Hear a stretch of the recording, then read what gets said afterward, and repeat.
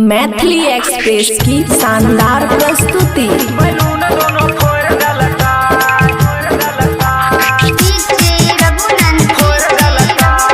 खुशी recording studio बलुआहा।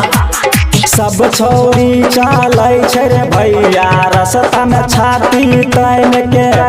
अपन पसंद के मोबाइल खरीदै कान में हेडफोन लगाई के मारै छै जब तोर का नजरिया छौरा के सनकाय के नैया छौरी साथ में रहै तोड़ देलकै नशा छौरी के नशा तोड़ देलकै बैलून दोनों फोड़ देलकै छौरी के नशा तोड़ देलकै बैलून दोनों फोड़ देलकै बैलून दोनों फोड़ देलकै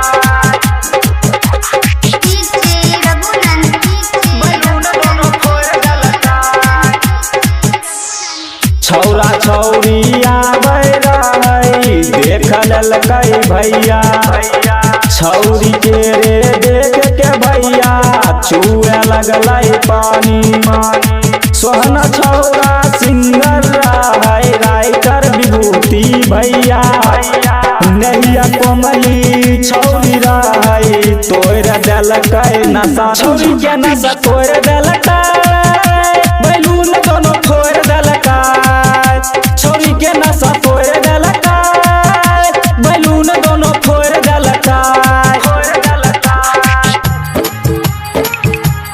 खुशी रिकॉर्डिंग स्टूडियो बलुआहा। बैलून दोनों फोड़ देलकै फोड़ देलकै छौरा छौरी में भेलै हाला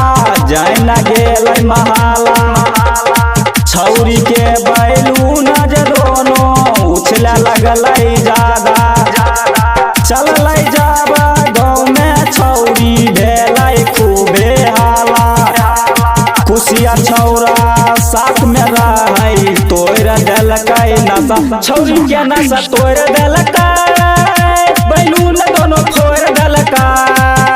छौरी के नशा तोड़ देलकै बैलून दोनों फोड़ देलकै। सब छौरी चालै छै रे भैया रस्ता में छाती तान के अपन पसंद के मोबाइल खरीदै कान में हेडफोन लगाई के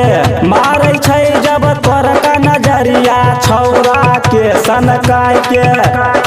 नैया छौरी साथ में रहै तोड़ देलकै नशा छौरी के नशा तोड़ देलकै बैलून दोनों फोड़ देलकै छौरी के नशा तोड़ देलकै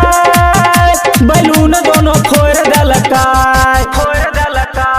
खुशी रिकॉर्डिंग स्टूडियो बलुआहा।